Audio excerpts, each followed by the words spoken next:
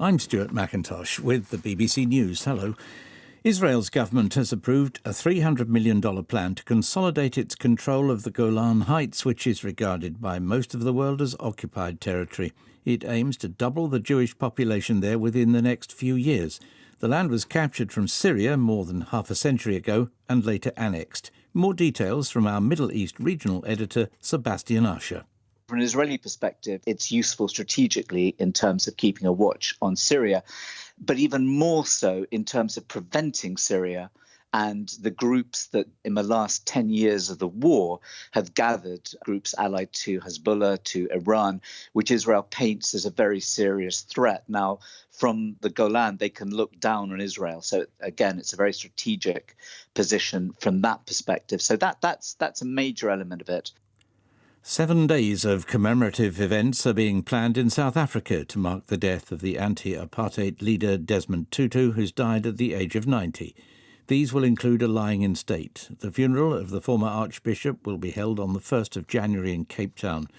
Tributes to Desmond Tutu have been pouring in from leaders around the world. This report from our World Affairs editor, John Simpson. In person, Tutu was intensely warm and charming, yet he was utterly uncompromising when facing up to what he thought was evil.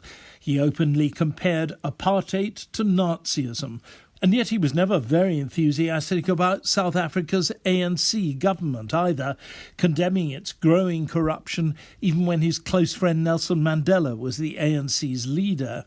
But if he was outspoken in defence of what he thought was wrong, few people could avoid being charmed by his infectious high-pitched laugh, his habit of breaking into a dance on key occasions, and the sheer warmth of his smile. 2 dams have collapsed in northeastern Brazil, bringing further severe flooding to the state of Bahia after weeks of heavy rain. The authorities were forced to evacuate residents near the Igua Dam in southern Bahia on Saturday night. On Sunday morning, rising waters overwhelmed another dam.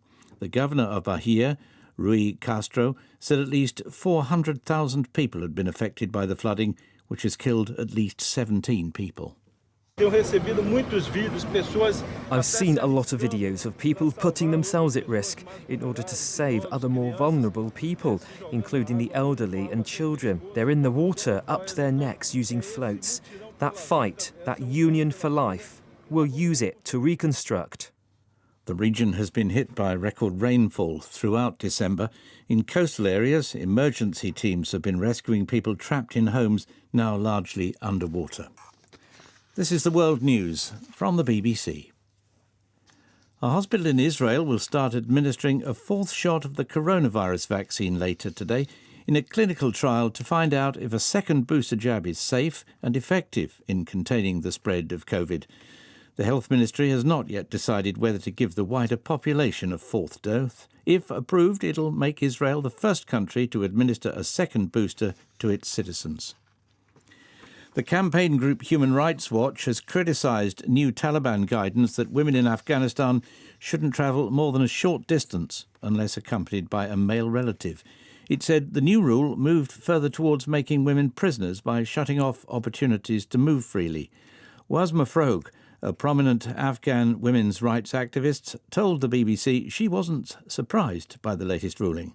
I have not seen any international or any foreign diplomat engaging with the Taliban on what are their conditions. All these foreign delegations that come to Kabul, they don't even meet Afghan women because they are afraid of the Taliban. The UN agencies try to ask their female staff to stay at home so that the Taliban don't get angry. Whatever we have seen from the UK, Europe, US administration so far is really kind of giving in to the Taliban.